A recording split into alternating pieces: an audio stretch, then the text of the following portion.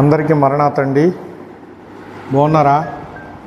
మహాపరిశుద్ధుడును సర్వాధికారి లోకరక్షకుడైన యేసుక్రీస్తు ప్రభు కృప సదా మనకు తోడే నడిపించును గాక. ఆమేన్. ప్రియమైన స్నేహితులారా, సర్వలోకనాథుడు సజీవుడగు దేవుడు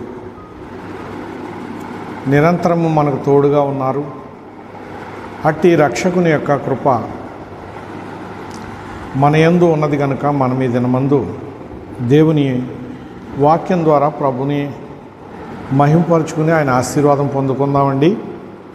మత్తయి సువార్త 5వ అధ్యాయము 5వ వచనంలో, సాత్వికులు ధన్యులు, వారు భూలోకమును స్వతంత్రించుకుందురు అని ప్రభువైన యేసుక్రీస్తు కొండ మీద శిష్యులైనటువంటి వారికి బోధిస్తూ ఉన్నారు. ప్రియమైన స్నేహితులారా, శిష్యులైనటువంటి వారిని సాత్వికులుగా జీవించమని చెబుతూ ఉన్నారు. సాత్వికులుగా జీవించినప్పుడు వారు భూలోకమును స్వతంత్రించుకుంటారు అని ప్రభు ఎంతో చక్కని బోధ ఇక్కడ వారికి అర్థమగినట్లుగా వివరిస్తూ ఉన్నారు.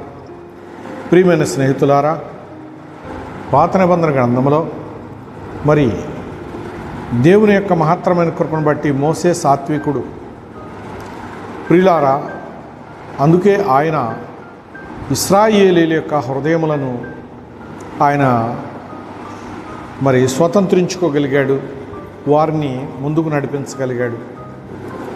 అదే మాదిరిగా దావీదు దేవుని ఇల్లంతట్లో కూడా నమ్మకస్తుడుగాను, ఎంతో భయభక్తులు కలిగిన వాడుగాను చక్కగా దేవుని చిత్తాన్ని బట్టి సాగిపోయారు.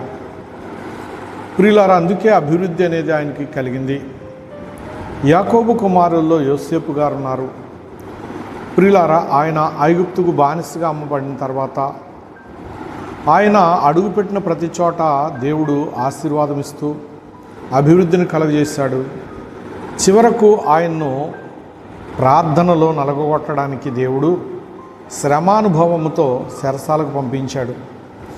చెరసాల్లో శ్రమానుభవంతో ఆయన ఉండగా ఆయనలో ఉన్న చక్కని ఆ సాత్వికము ఎంతో మరి దైవికమైనటువంటి కళను సంతరించుకున్నప్పుడు ప్రియులారా, ఆయన ఆ దేశమును పరిపాలించేటటువంటి మహారాజుకు అవసరమయ్యాడు గనుక ఆయన దర్శనములను విడజెప్పే విధానము, భవిష్యత్ కాలంలో జరగబోవు సంగతులను గురించి ముందుగా గ్రహించేటటువంటి ఆ జ్ఞానము దేవుడు వారికి ఇచ్చారని, మరి దేవుడు యోసేపు గారిని గవర్నర్గా అక్కడ ఆ రాజు సమ్మతించినట్లుగా నియమించటం జరిగింది.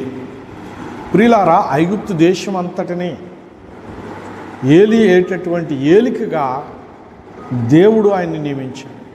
అంటే చెరసాల్లో ఉన్నటువంటి ఈయన ఐగుప్తునే స్వతంత్రించుకోగలిగాడు, రాజుగారు హృదయాన్ని స్వతంత్రించుకోగలిగాడు. ప్రియులారా, ప్రజల హృదయాలను అతడు గెలిచాడు.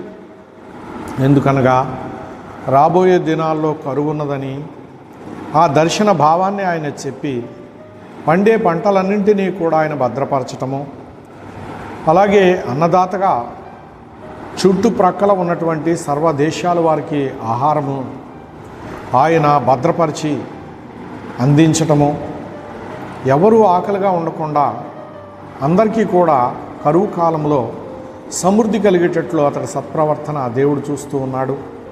ప్రియమైన స్నేహితులారా, ఆయన సాత్వికుడు కనుక ఐగుప్తు దేశమంతట్లోనూ గొప్ప పేరు ఖ్యాతి గడించినటువంటి వాడుగా ఉన్నాడు. ఇలాగను బైబిల్ గ్రంథంలో మనం గమనించినట్లయితే అనేక మంది భక్తులు సాత్వికమైనటువంటి మనస్సుతో ప్రజల హృదయాలను స్వతంత్రించుకుంటూ అనేకమైనటువంటి ఘనకార్యాలను చేసిన వారుగా ఉన్నారు. ఈ కడవరి కాలంలో మీరు నేను మనమంతా కూడా దేవుని పట్ల వినయ విధేయతలతో విశ్వాసంతో సాత్వికమైన మనస్సును మనము కలిగినటువంటి వారుగా విశ్వాసంతో జీవిస్తూ నిరీక్షణ గలవారమై మన సత్ప్రవర్తనను మరి మన యొక్క సహోదరుల ఎదుట మరి మనము మాదిరిగా చూపిస్తూ ప్రభును గణపరిచి మహింపరిచేటటువంటి విధానమును అలవర్చుకుందాము. అట్టి కృపాభాగ్యము నేడు మనకు, మన బిడ్డలకు, మన కుటుంబములకు సదాకాలము ప్రభు ప్రసాదిస్తూ ఫలభరితులుగా ప్రభు హస్తముల్లో దీవెనలతో మనల్ని ఫలింపచేయునుగాక. ఆమేన్. చిన్న ప్రార్థన చేసుకుందాం. మహాపరిశుద్ధుడా, సర్వశక్తివంతుడా, ఆదిశంభూతుడా తండ్రి, నీ పరిశుద్ధమైనటువంటి గణనామానికి మా హృదయపూర్వకమైన వందనాలు చెల్లిస్తున్నాము. సాత్వికులు ధన్యులని చెప్పావు, స్తోత్రములు. ఇలాగూ బైబిల్ గ్రంథములో అనేక రకములుగా భూలోకమందున్నటువంటి మనుష్యులు ఆ దైవ లక్షణములను బట్టి ధన్యులై ఉన్నారని సెలవిచ్చావు. వాక్యం చదివినా ధన్యతే, విన్నా ధన్యతే, ప్రకటించిన ధన్యతే. ప్రభువా, మనసులో భద్రపరుచుకుంటూ తలపోసుకున్న ధన్యతే. ప్రభువా, సాత్వికమైన మనసును కలిగి ఉన్న ధన్యతే. దేవా, ఈ ధన్యత నా ప్రభు ఇదిగో భూలోకమును స్వతంత్రించుకున్నాను. అవును, భూలోకమందున్న మానవుల హృదయములను స్వతంత్రించుకునేటటువంటి భాగ్యాన్ని ఇస్తుంది కనుక అట్టి దీవెనలు ఎల్లరికూ ప్రసాదించమని యేసు నామమున వేడుకుంటున్నాను పరమ తండ్రి. ఆమేన్. పరమదేవుని కృపా సమాధానములు సదా తోడుండి ఆయన సహవాసం మనల్ని నిత్యం నడిపించుగాక. ఆమేన్. మరణాత.